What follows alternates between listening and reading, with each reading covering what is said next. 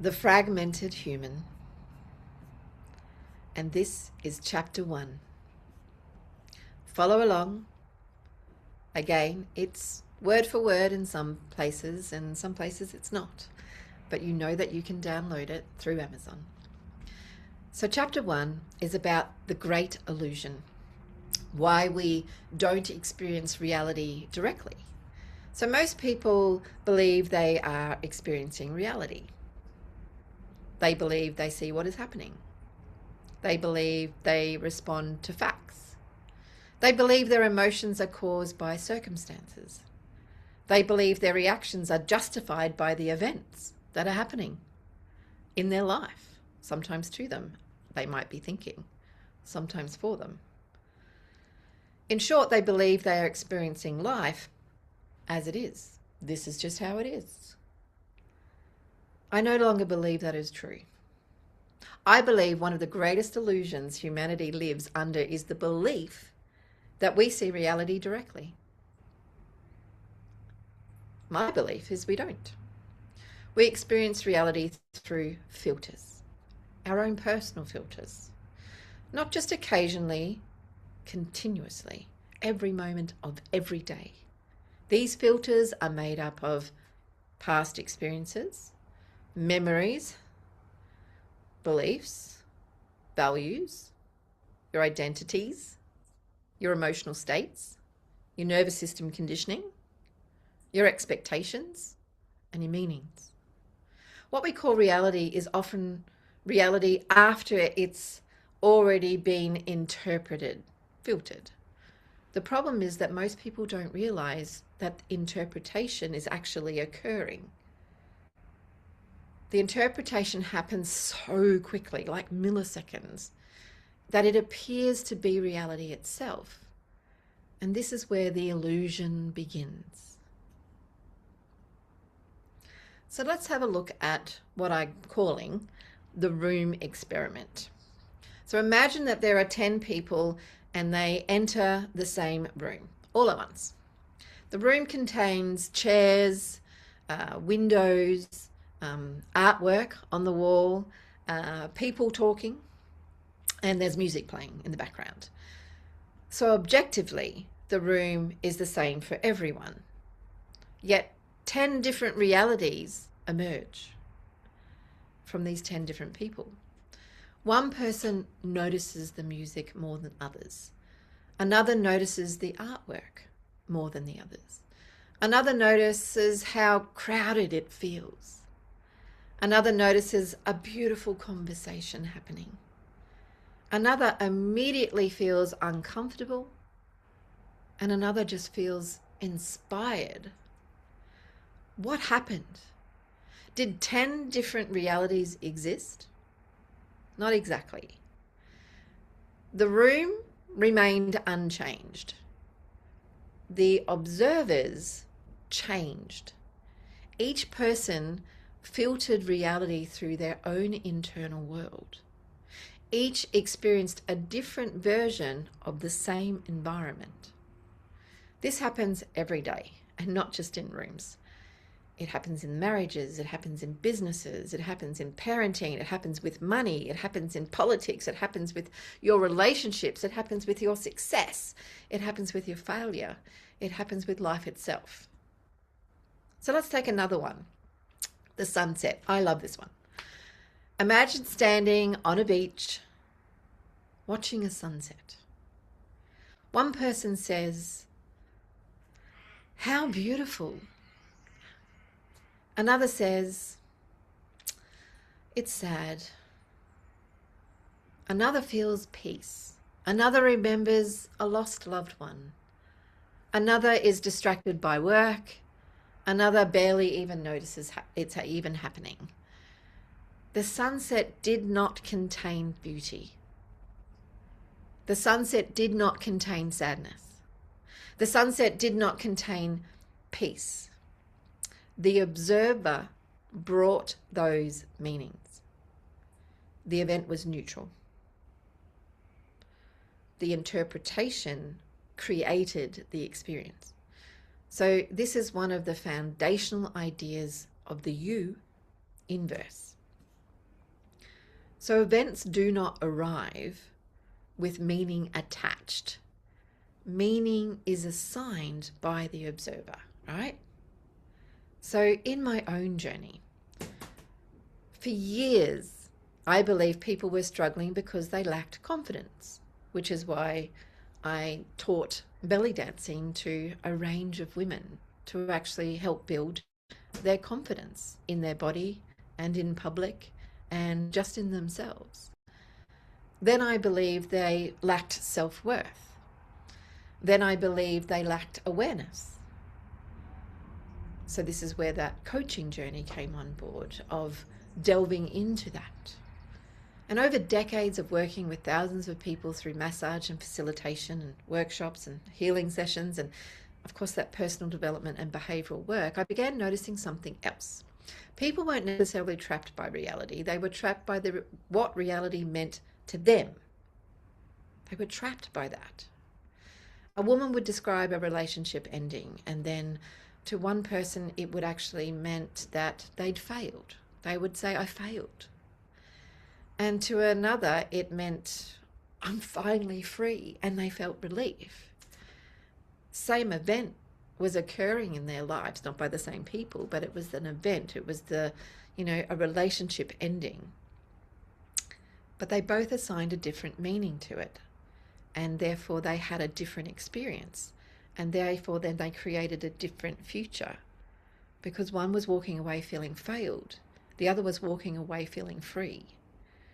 A client would describe being, overlooked for a promotion, and one interpreted it as rejection. Another interpreted it as, well, that didn't work, it's redirection. One became really bitter, and one became motivated. So the one who was rejected became quite bitter about it. The other one who had redirection became more motivated. Oh, it's not that one, let's go this one. The event was identical. They both were overlooked on a promotion, but the meaning was different. The life trajectory that followed for either one of those was different.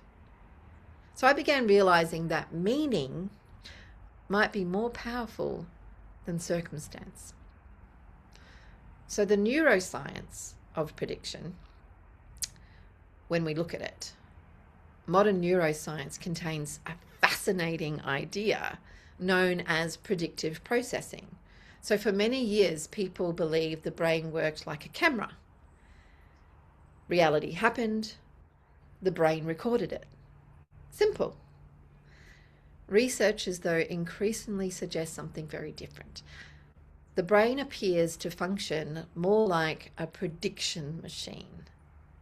Instead of waiting for reality and then responding, the brain is constantly making these predictions about reality before it even arrives.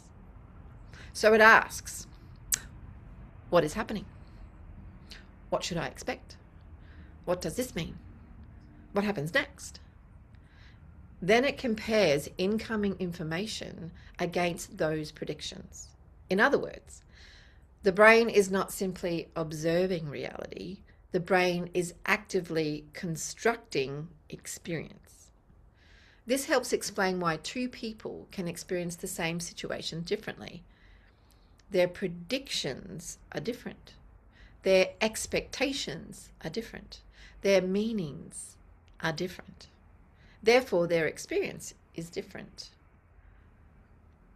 So if we take a look at a woman who believes that nobody likes her, imagine a woman who unconsciously carries the meaning, people don't like me.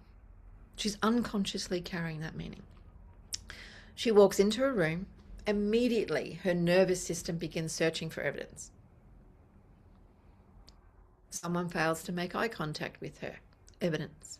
Someone looks distracted, evidence. Someone leaves early, evidence. By the end of the night, she concludes, see, nobody likes me. But another person enters the same room, carrying a different meaning. People generally enjoy my company.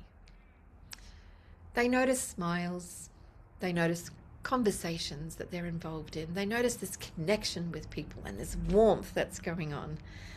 They leave saying, that was just wonderful. Same room, different reality. Not because reality changed at all, because meaning filtered the perception. The meaning they gave it filtered their perception. So here's the philosopher's question.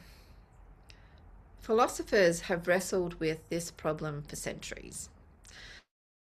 How do we know reality truly is? Can we ever know reality directly? Or are we always experiencing reality through interpretation? Some philosophers suggest that human beings never encounter reality directly. Instead, we encounter our perception of reality, the map, not the territory. This idea aligns closely with the universe. What we call reality may often be our internal map projected onto the experience we're having. So let's take a look at childhood and where meanings begin. So a child is not born believing I'm not good enough. A child is not born believing that people leave. A child is not born believing that money is hard. These meanings develop. Experience occurs. Patterns are recognized, and then these conclusions are formed. A meaning emerges. For example, a child repeatedly experiences criticism. Eventually, a meaning forms. I'm not good enough. I mustn't be good enough. I'm always getting criticized. The child is not consciously choosing this. The nervous system is simply attempting to make sense of the experience, and the meaning becomes adaptive. It becomes like a survival strategy. The problem occurs when the meaning remains long enough after the original environment has changed. So then the adult continues living from a meaning created decades earlier. So then let's look at a wealth example. Let's use money, for example. Two people earn exactly the same amount of money. Sounds like that ad on telly. One feels wealthy, one feels poor. How is this possible? Because wealth is not simply a number. Wealth contains meaning. One person's meaning might be wealth equals freedom. Another person's meaning might be wealth equals pressure. Another might be wealth equals responsibility. Of course, another one might be wealth equals greed. So the emotional experience is not created by the money. It's created by the meaning attached to the money. This explains why increasing income alone often fails to create lasting fulfillment, because the meaning remains unchanged. And then we look at the identity and reality. So one of the most powerful discoveries that I've made is this. People often mistake their identity for reality. Identity says, I'm not confident. I'm just not a confident person. And reality says, you are a human being experiencing moments of confidence and moments of insecurity. Identity says, I'm bad with money. I'm just always bad with money. Reality says, you have had certain experiences with money, and identity compresses experience into certainty. Meaning strengthens the identity, and the identity shapes your perception, and perception shapes your experience, and the cycle continues. Now, the body I know the body never lies. And one reason I became fascinated with bodywork is because the body reveals meanings long before the conscious mind does. When someone says, I'm fine, love that. The shoulders tighten, the jaws clench, I'm fine. The breathing changes, the body tells a different story. Meaning is not merely cognitive.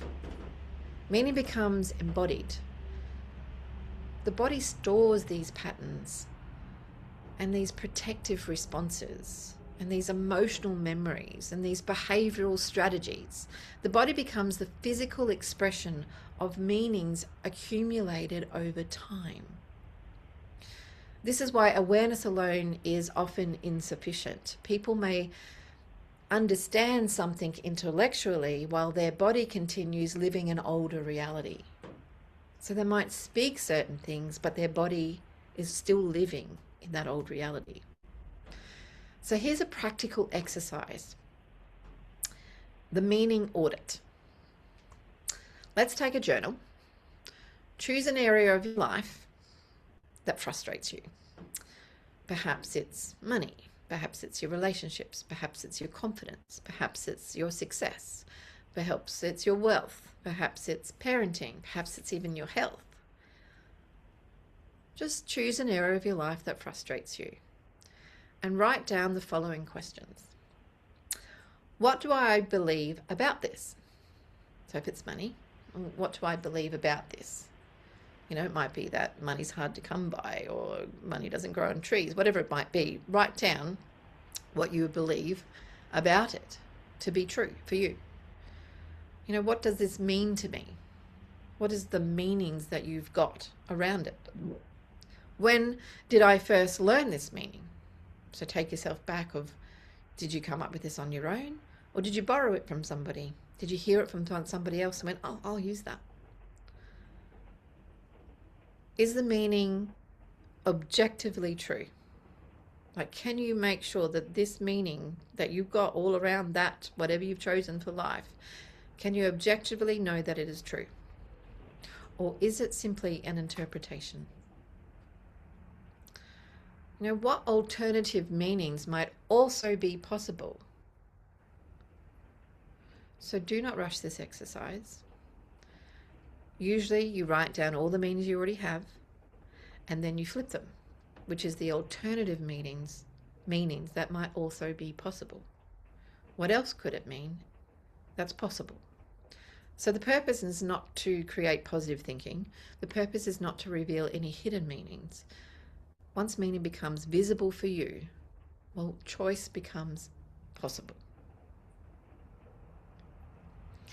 So you can pause this and continue on, because we've got one more practical exercise.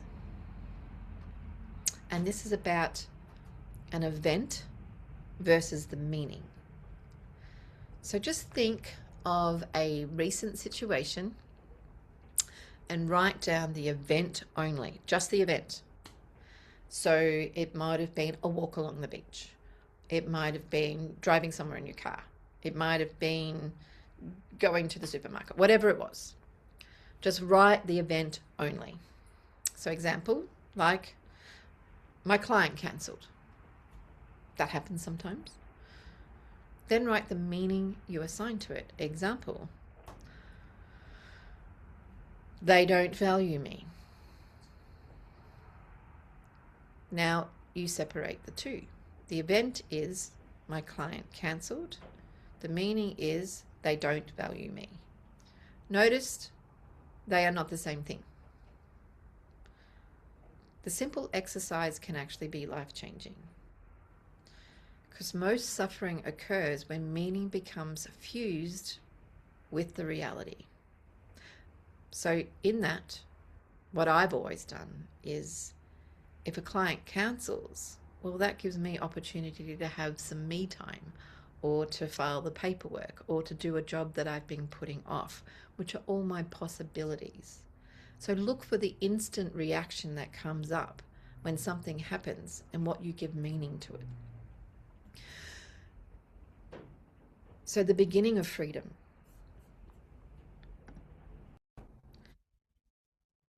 The purpose of this chapter 1 is not to convince you that reality does not exist. Reality definitely exists, but events happen, right? And people make choices. Life unfolds. The invitation is simply this.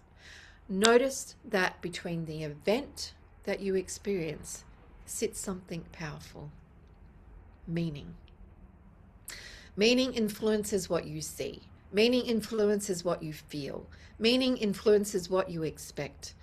Meaning influences what becomes possible. The moment you realize you are not experiencing reality directly, well, something extraordinary happens. You become curious. You begin asking, is this reality? Or is this my interpretation? That question marks the beginning of freedom. Because the moment meaning becomes visible, it loses its invincibility. And once it is visible, it can be examined. Once it can be examined, well, it can be challenged. And once it can be challenged, new possibilities emerge. So the journey into the you inverse begins with this simple realization. You may not be experiencing reality as it is. You may be experiencing reality through the meanings that you have learned to see it through. And if meaning can change, then perhaps the world you experience can change too.